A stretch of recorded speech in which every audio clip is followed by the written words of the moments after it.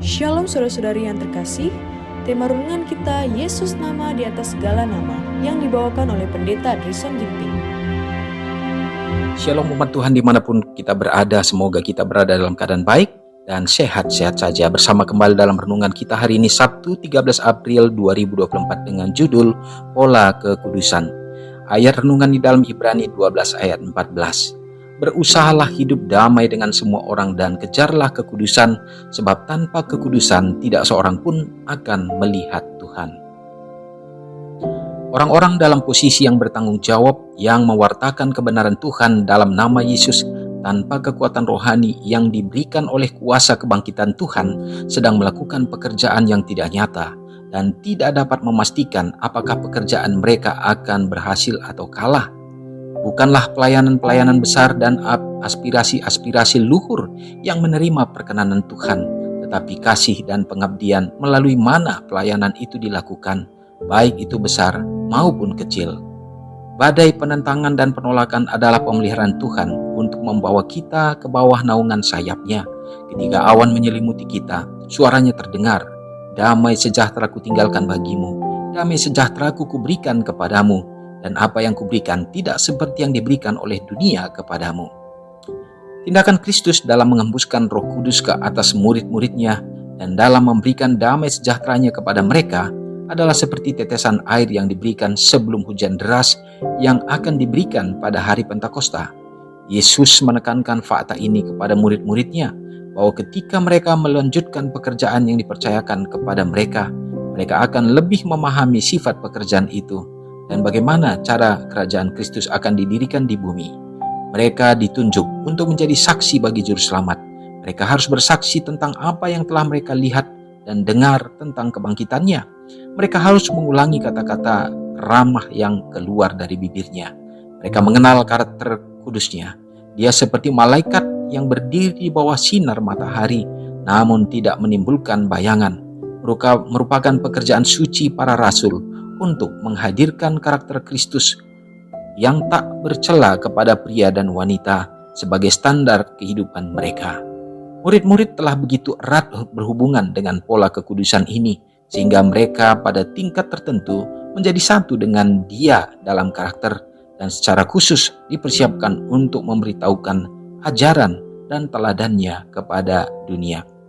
Semakin pelayanan Kristus bergaul dengan Tuannya, melalui perenungan akan kehidupan dan karakternya, semakin dekat dia akan menyerupai dia, dan semakin baik dia akan dapat mengajarkan kebenaran-kebenarannya. Setiap aspek dalam kehidupan teladan agung harus dipelajari dengan hati-hati, dan percakapan yang akrab harus diadakan dengan dia melalui doa iman yang hidup. Dengan demikian, karakter manusia yang cacat akan diubahkan kepada gambar karakternya yang mulia. Dengan demikian, pengajar kebenaran akan dipersiapkan untuk memimpin jiwa-jiwa kepada Kristus. Renungkan lebih dalam.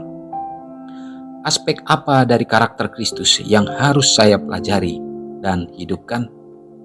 Saudara yang kekasih dalam nama Tuhan, kita bersuka cita melalui poin-poin yang kita dapatkan lewat renungan kita hari ini.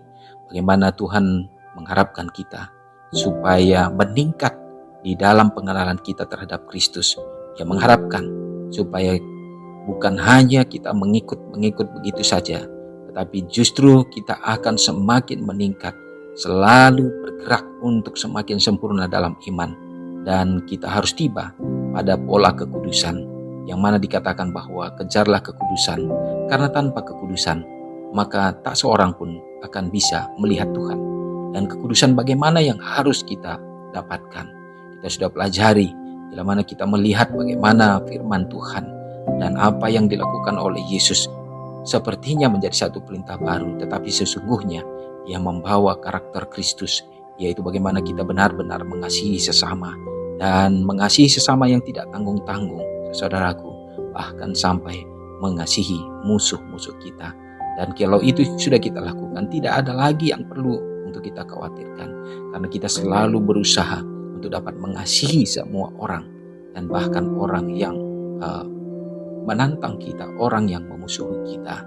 Biarlah kiranya Tuhan akan menolong kita sehingga janji Tuhan pada saat Dia akan meninggalkan, yaitu damai sejahtera Dia katakan akan kuberikan kepadamu.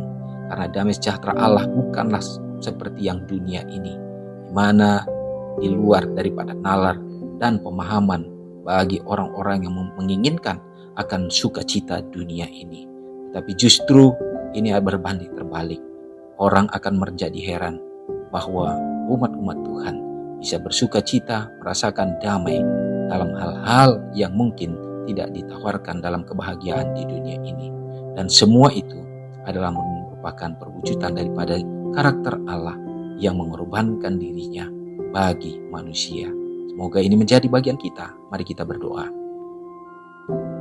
Allah Bapa yang bertahta dalam kerajaan sorga, terima kasih ya Tuhan, karena hari yang baik yang Tuhan kembali berikan menjadi bagian kami. Kami mengingat Engkau sebagai Allah pencipta kami ya Bapa, Allah yang sudah menebus kami dan juga menjadi juru selamat bagi kami melalui Yesus Kristus.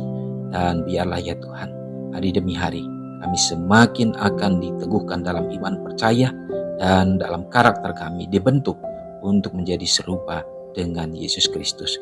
Dan biarlah kami akan penuh ya Tuhan, kami akan hidup di dalam kekudusan.